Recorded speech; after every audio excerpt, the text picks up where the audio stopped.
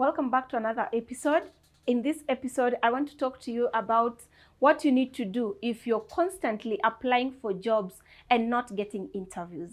I know it can be so frustrating. Of course, job search is one of the most toughest and bad experience that most job seekers have to go through. And in most cases, I interact with a lot of job seekers who tell me that I've been applying for jobs for 6 months, I've been doing this and that, I've done all these. I've really applied for more than 100 jobs in just a few months, but I've not gotten a single interview.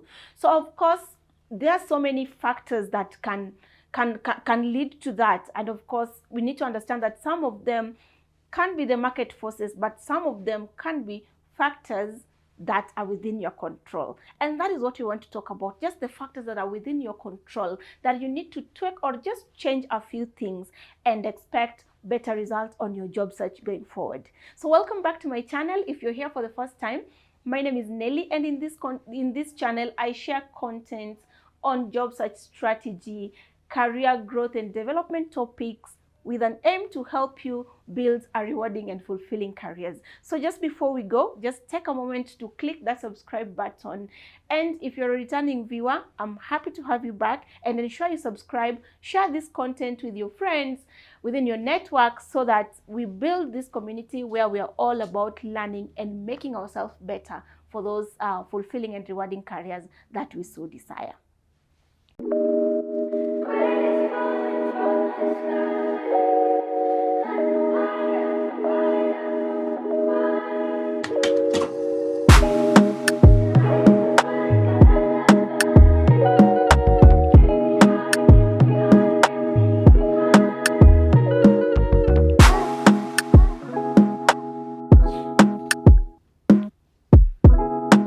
So as I already said, the topic of today's conversation is on what you need to do if you're not getting invited for interviews. First, is quite important that we start this conversation by just looking at some of the factors that might make you not get interviews. And of course, as we go along the conversation, I will share then what do you need to do so that you change this narrative from applying for so many jobs and not getting interviews to just applying for a few and getting successful in getting interviews.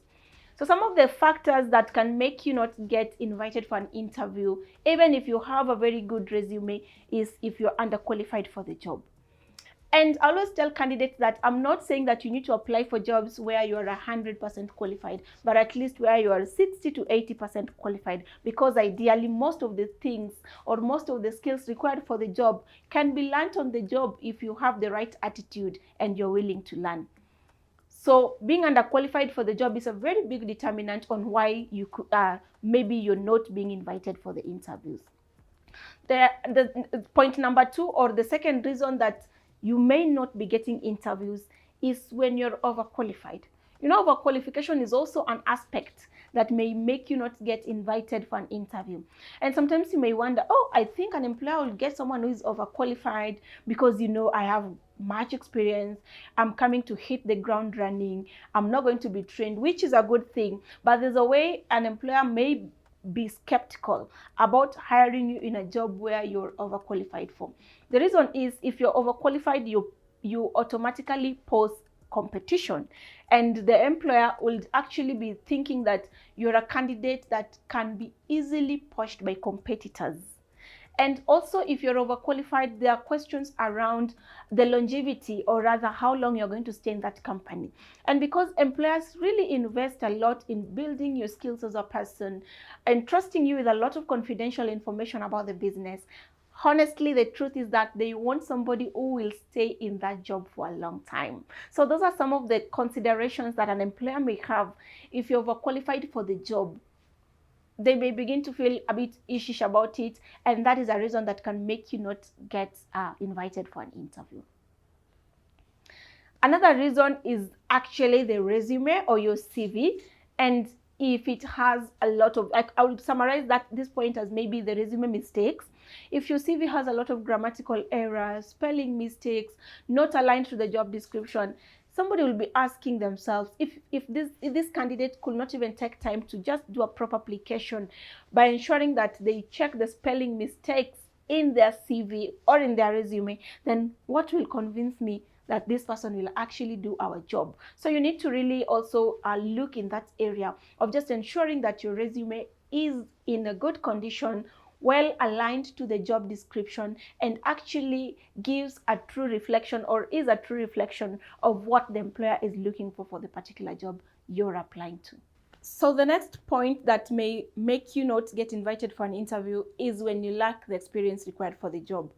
So guys, you may have a good resume or a very good CV, well designed, you try to align it to the job description, but you don't have the actual experience. And this could include, for instance, if a job is looking for someone with 4 years of experience and you're just a fresh graduate, no matter how much you try to align these skills sometimes, and especially in jobs that they really don't want someone who they are coming to train. There are other jobs that can be a bit lenient, that you can display very good skills and they say they are willing to train you on the job.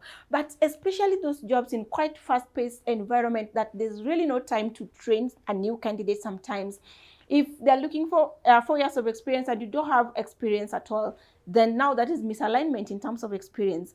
And another thing is that if they're looking for an accountant and you might have some, maybe an accounting degree or something, but you don't have experience in accounting. For instance, you did accounting, you've been working for like 4 or 5 years, but you've never ever practiced accounting.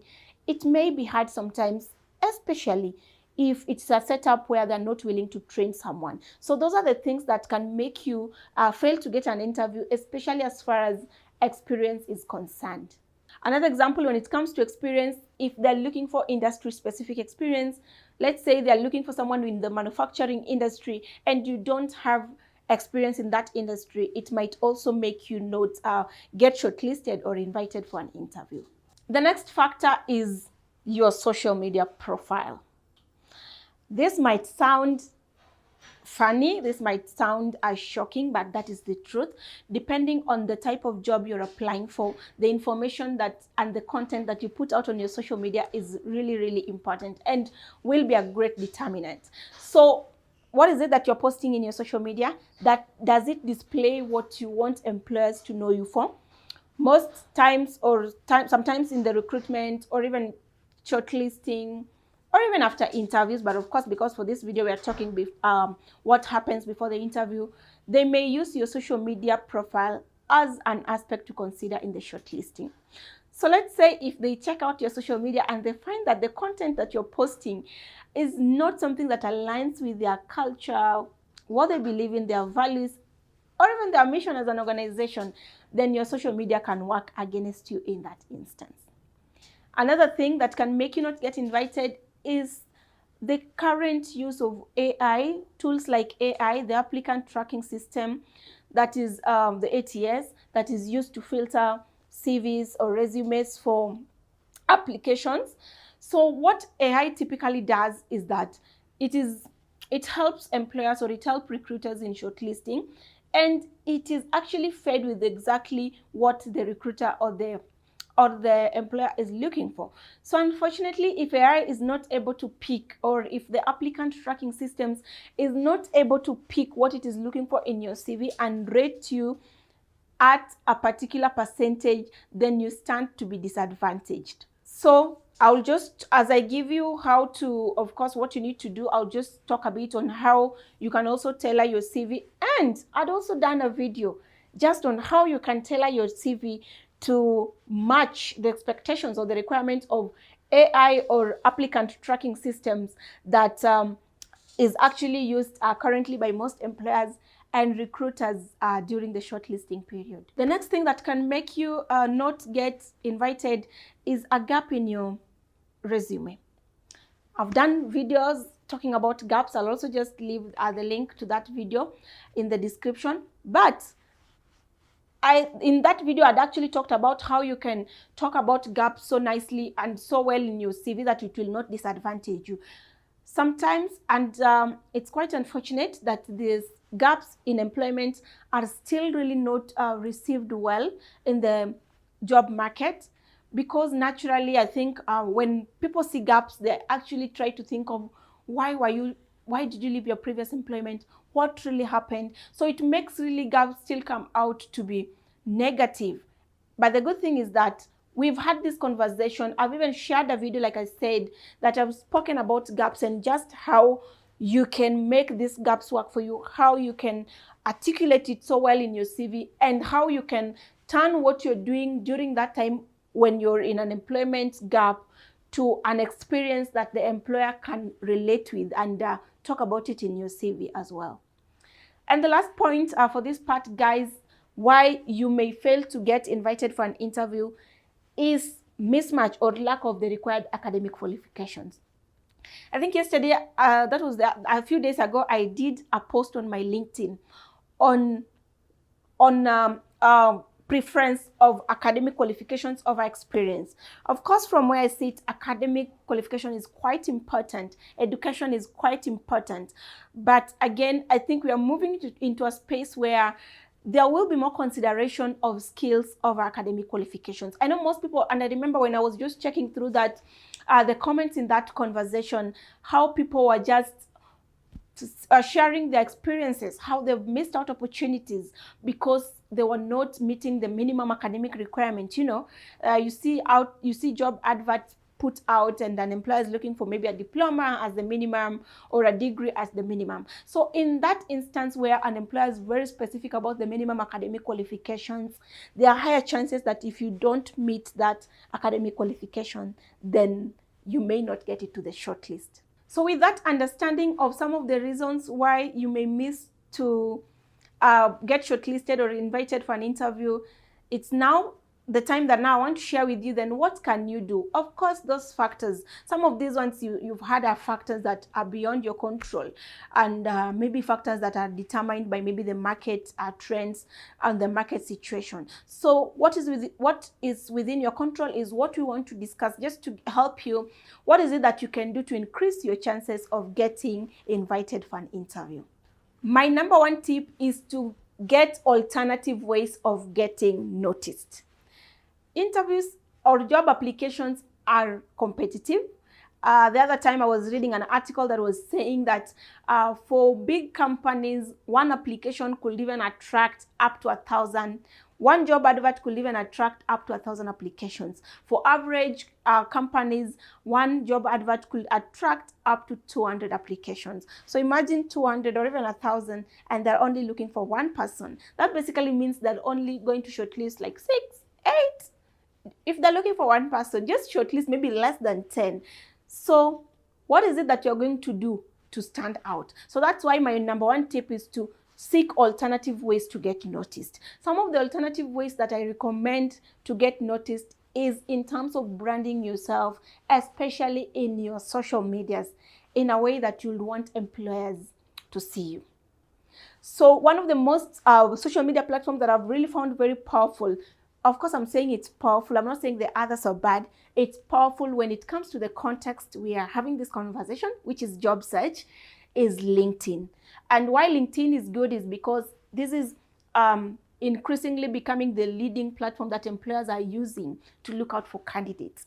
So one of the alternative ways you can use, because employers and recruiters are seeking out for candidates directly on platforms such as LinkedIn, is to build a very strong profile or a very strong professional brand on LinkedIn. So what are you posting on your LinkedIn profile? Are you talking about your expertise, your experience? Are you talking about what you want to be known for?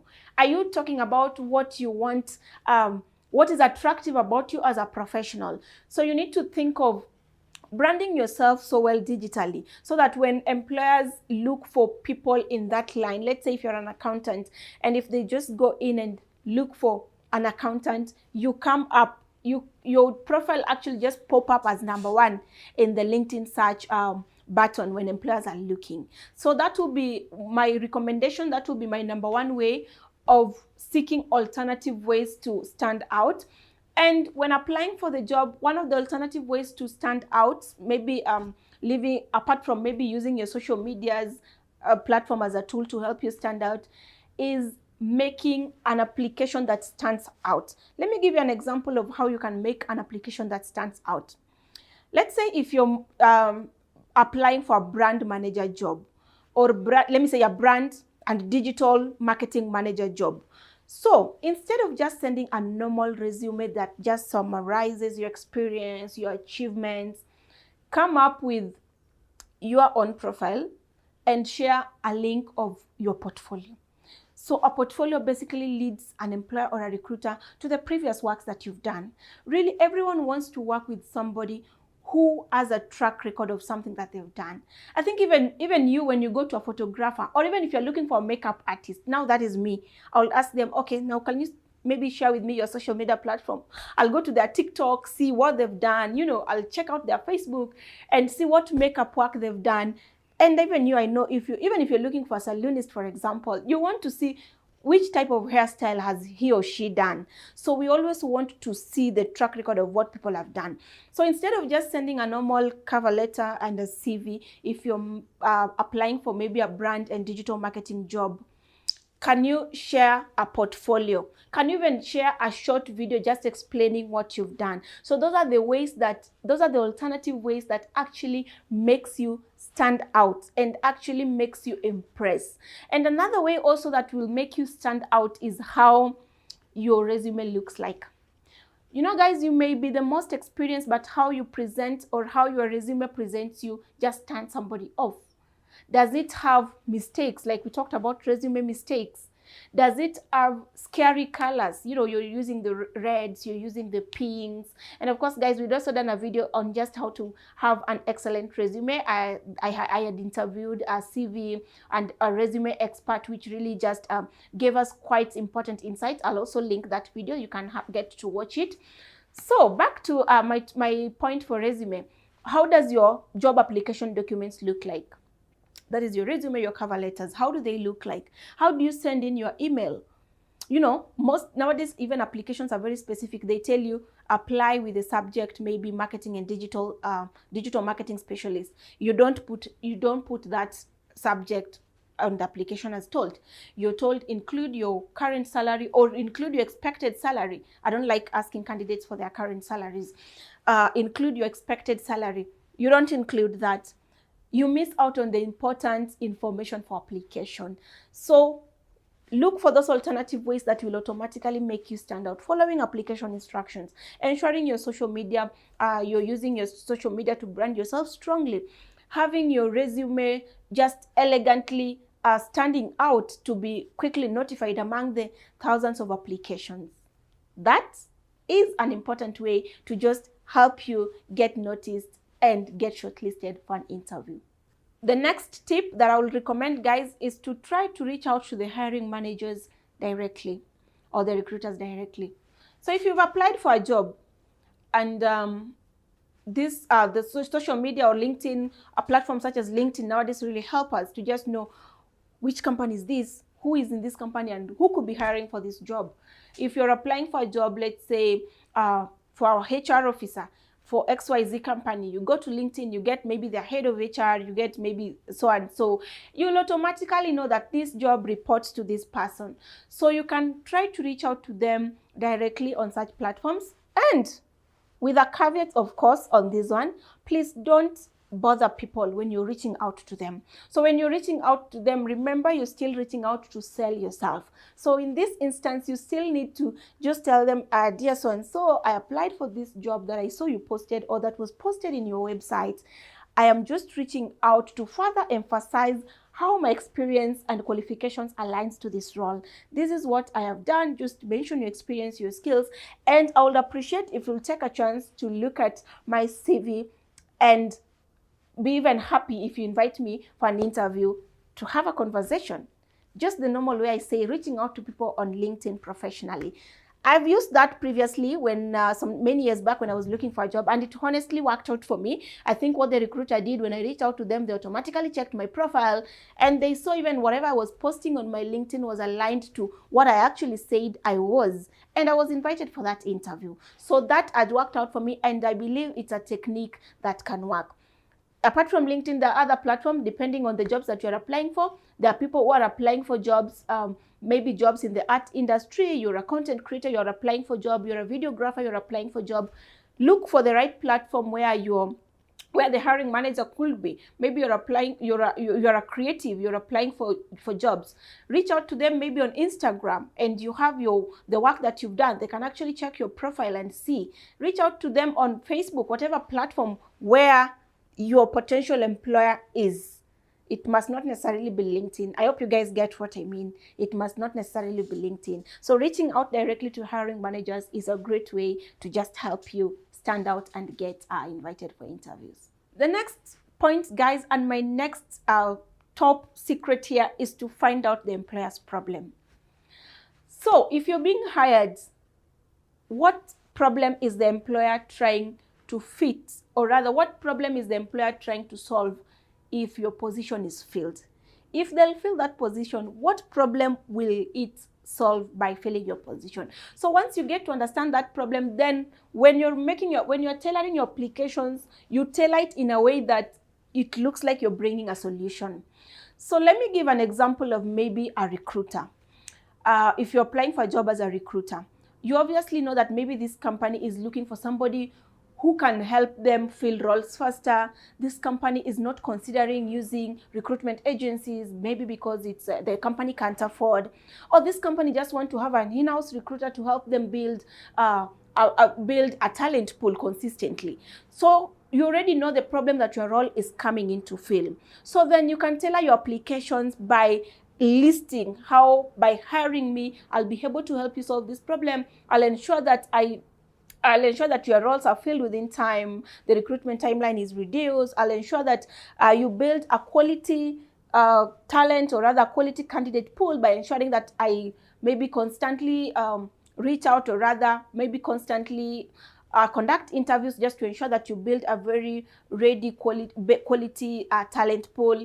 You know, I'll help your company save money on recruitment by having your company not advertise yourself, maybe for instance, because I have a large database of, as a recruiter, of course, maybe you have a database of candidates that you can actually reach out to instantly, just to help the company save money, reduce recruitment time.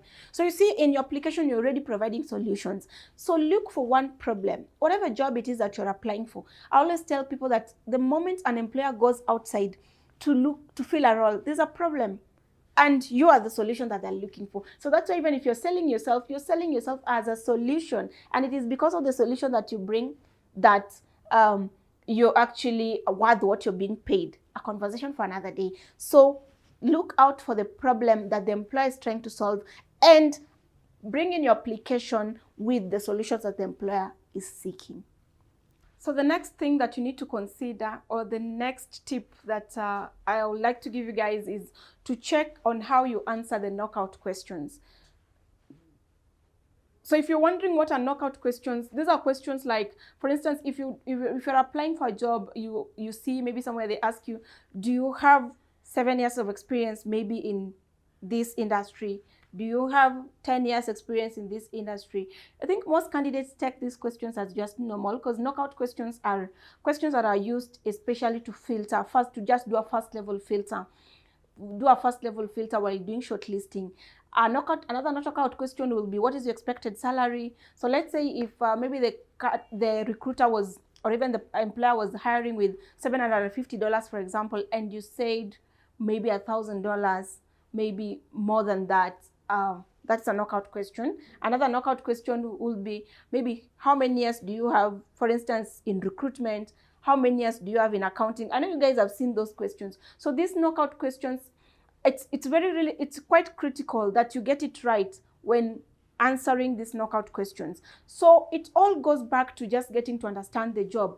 What did they say in the job description? In terms of pay, which is also a knockout question, what is the industry paying? So that you don't really quote highly, or you don't underquote. So getting to understand how to answer the knockout questions is quite important if you want your resume, or rather if you want to get invited for an interview. The next tip is to endeavor to get jobs through interactions and not applications. So if I say interactions, what do I mean? Of course, this takes me back to the type of networks that you have. And I've talked about something called the hidden job market severally. I'll link the video here as well, so that you can just get to watch and understand what is the hidden job market and how can you tap into it. So endeavor to get jobs or endeavor to get interviews through interactions and not applications. Who are your network? Who do you interact and network with? If you're looking for a job, are you networking with the right people? Are you telling it to the right people? So also the same, just to link it with what I'd said about getting to reach out to the hiring manager. So in this instance, even if you don't get to interact with the hiring manager, but at least in each and every application, ensure you try to know somebody in that company. While this might sound that it is not practical, but currently in the digital world that we are in, you can get anyone in any organization just at one click. Once you've applied for a job, just check out these people on LinkedIn, check them on other platform where your employer is, and just get to reach out to them as your connections and ask them to give in a word for you. You know, I might not be in the recruitment team, but I may, if I know you, sometimes I may just give a word to the recruiting manager and tell them, I think you should consider looking at this person's profile. Oh yeah, so endeavor to get jobs through interactions and not applications. It's a quick way to tap into that space, to tap into those opportunities, rather than just sending applications and sitting back to wait. And my last tip, guys, will be avoid just to summarize and put narrations of your experience and qualifications on your resume. I always say a resume should be used as a document for a sales pitch. You know, you're selling yourself to the employer. So just to summarize all this that I've said, when writing your resume, you need to put it in a way that you tell the employer what is the previous work that you've done, and even if this will mean sharing links to your portfolio, sharing links to where your previous work is, just sharing testimonials. You know, maybe if you've worked with clients, or even if you've worked with previous bosses, they've given recommendations, just putting recommendations. You know, if I was let's say I was a marketing officer or a marketing executive, this is what my previous boss said about me. It's actually okay to attach those testimonials, or just to put them when you're designing your CV. So vouch for yourself more in your CV. Just stop just having it just as a document that just narrates your experience and qualifications, to a document that actually speaks value in terms of what you've done before, if you have experience, and of course if you don't have experience, also just to highlight what is it that you've done outside work, even if you're in school still.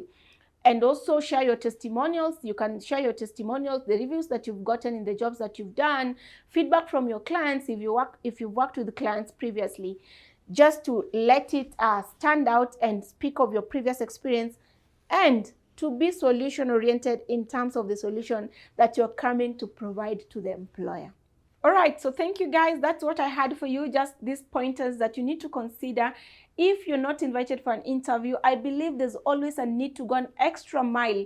As an applicant, it's quite important for you to go an extra mile. Go an extra mile in terms of how you design your applications. Go an extra mile in terms of how you interact with these potential employers on different social media platforms or on different platforms. Go an extra mile in how you design your job application tools that include the resumes, the CVs, and the cover letters. Go an extra mile on how you display your experience, your skills, and your expertise on your social media platforms. So that's all I had for you guys for these videos. It's always nice to have you, and thank you so much for subscribing, for supporting what I do. If you've not subscribed, please ensure to subscribe, and also share this content, share this video with your friends within your network, so that we can build this community where we are all about learning. Thank you for watching. I'll see you in the next video.